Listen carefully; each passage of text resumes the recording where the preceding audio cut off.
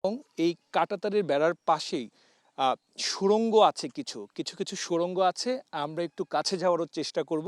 আমি যদি হাদির উপর হামলার ঘটনায় যে দুই শুটার সহযোগী ফয়সাল সহ তার যে সহযোগী ছিল, তারা পালিয়ে গিয়েছে ময়মনসিংহের হালুয়া ঘাটের এই সীমান্ত দিয়ে, এবং তাকে পালানোর ক্ষেত্রে যারা সহযোগিতা করেছে এবং আইনশৃঙ্খলা বাহিনীর কথায় যার নাম উঠে এসেছে যে ফিলিপ, সেই ফিলিপের ঘর কিন্তু এটি।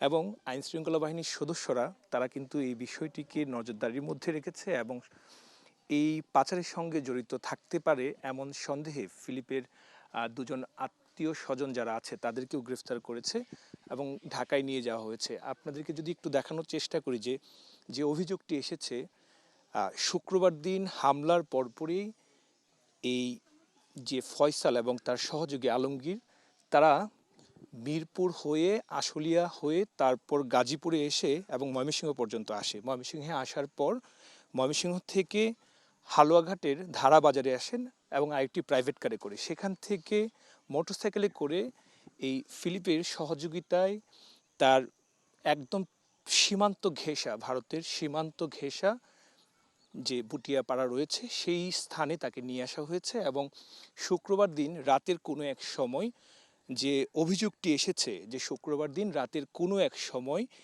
এই বুটিয়াপাড়া যে বাড়ি রয়েছে বাড়ির পাশেই, আমি একটু দেখানোর চেষ্টা করব যে ভারতের সীমান্তের কাঁটাতারের বেড়া রয়েছে এবং এই কাঁটাতারের বেড়ার পাশেই সুড়ঙ্গ আছে, কিছু কিছু কিছু সুড়ঙ্গ আছে। আমরা একটু কাছে যাওয়ারও চেষ্টা করব। আমি যদি একটু বলি যে আপনাদেরকে একটু দেখানোর চেষ্টা করব এবং এই জায়গাটি আশপাশের বেশ কিছু মানুষের সাথে আমরা কথা বলে যতটুকু জানতে পেরেছি, হিরন আরও মিনারেল ওয়াটার মাত্র 50 পয়সায় প্রতি লিটার। যে সন্ধ্যার পর এই সীমান্ত এলাকাটি সম্পূর্ণ চোরাকারবারিদের অভয়ারণ্যে পরিণত হয়। অর্থাৎ ভারত থেকে যে সমস্ত মালামাল চোরাই পথে নিয়ে আসা হয় এই সীমান্ত দিয়ে, এই সীমান্ত দিয়ে অনেক মানুষকেও পারাপারের এক ধরনের অভিযোগ আছে। এবং এটি আসলে কতটা সত্য এবং এই দিকে মানুষজন কিভাবে পারাপার করে এবং মালামাল কিভাবে আসে, সেই বিষয়টিও আমাদের কাছে দু একজন যারা আছেন তারা বলেছেন। আইনশৃঙ্খলা বাহিনীর সদস্যরা অনেকটাই এই বিষয়টিকে নিশ্চিত হয়েই মূলত তারা অভিযানটি পরিচালনা করছে এবং সন্দেহভাজন যে মানব পাচারকারী চক্রের সাথে অন্যতম হোতা ফিলিপ, সেই ফিলিপকে ধরার জন্য কিন্তু সর্বোচ্চ চেষ্টা চালাচ্ছেন। এখন পর্যন্ত যতটুকু আমাদের কাছে তথ্য আছে এবং বিভিন্ন গণমাধ্যম এবং সামাজিক যোগাযোগ মাধ্যমেও বলা হয়েছে যে এই সীমান্ত দিয়েই মূলত ফয়সাল ওরফে দাউদ খান এবং তার সহযোগী মোটরবাইক চালক আলমগীর তারা ভারতে পালিয়ে গেছেন।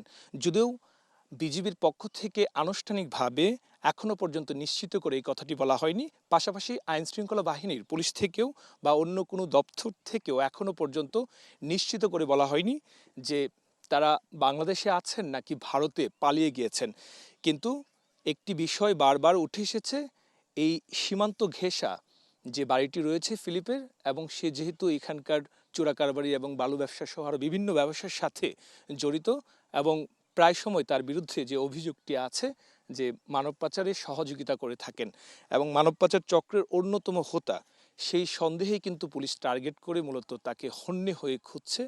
তাকে ধরতে পারলে একমাত্র উত্তর মিলবে যে এই সীমান্ত এলাকা দিয়ে এই সুড়ঙ্গ পাইপ রয়েছে। নিশ্চয়ই আমি যদি একটু দেখানোর চেষ্টা করি যে একদম ভারতের কাঁটাতারের বেড়ার সাথেই নিচে সুড়ঙ্গ পাইপ রয়েছে যেগুলি দিয়ে পানি যাতায়াত করে, কিন্তু এই জায়গা দিয়েই চোরা কারবারিরা যারা আছেন তারা মূলত এই জায়গা দিয়েই মালামাল পরিবহন থেকে শুরু করে মানুষ যাদেরকে পাচার করে থাকেন এই জায়গাটি তারা মূলত ব্যবহার করেন।